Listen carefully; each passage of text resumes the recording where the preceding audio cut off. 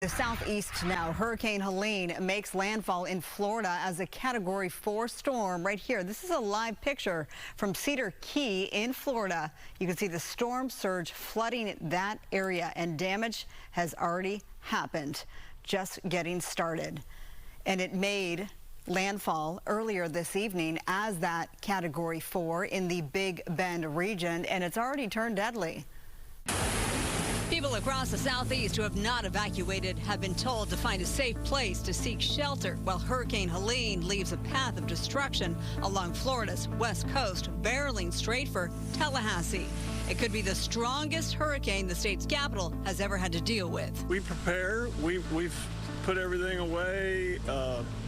Brought in supplies, and we're ready to watch it happen. Florida's west coast at a standstill as Hurricane Helene enters through the Gulf. The storm has been forecasted to hit the Big Bend region with winds of up to 130 miles an hour.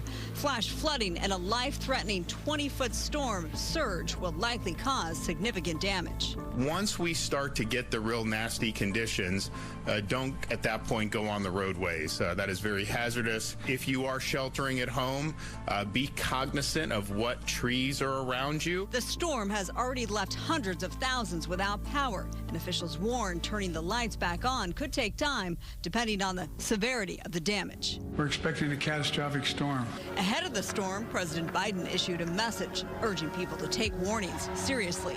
He and the vice president were briefed by FEMA on the storm's potential impact, and the president says his administration is ready to help if needed. We have search and rescue teams, medical teams, power restoration teams, generators, water, food on the ground and ready to support families throughout the coming days.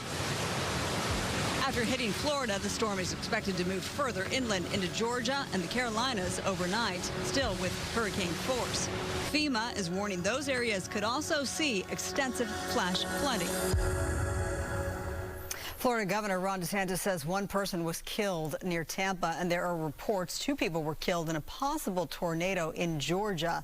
More than 1 million people and businesses are without power right now. Yeah, our meteorologist Adam Kruger has got a look at where that storm is right now, and this is doing a lot of damage right at this moment. It sure is, and you mentioned all of the threats we're seeing, including tornadoes. That is going to continue to be an issue for the next couple of days, perhaps, as this storm goes north. We have all the different winds going in different directions in the atmosphere. I should point out, though, right now, even though it made landfall a couple hours ago as a Category 4, it's now Category 2, which simply means the winds have lowered. Now we have sustained winds at 110 miles per hour, and the little bit of good news with this is just how quick it's moving, going to the north-northeast at 26 miles per hour, which relative to hurricane forward movement speed is on the fast side.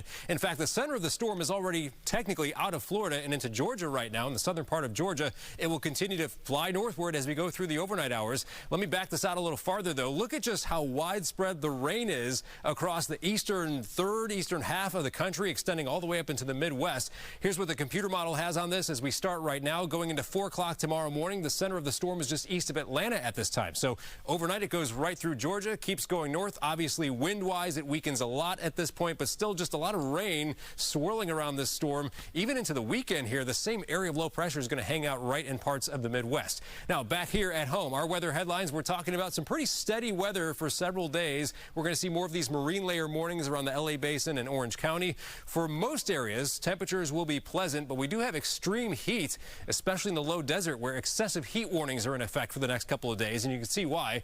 In the low deserts there, Palm Springs specifically, I'm calling for 112 tomorrow. High deserts will be pretty hot as well. 80 degrees in the mountains, 70 for the coast, 80 around LA, about 90 degrees for the valleys and the Inland Empire. So certainly a difference in temperatures, but not what I would call a heat wave for most of us at the moment. We do foresee some hotter temperatures coming our way a few days from now.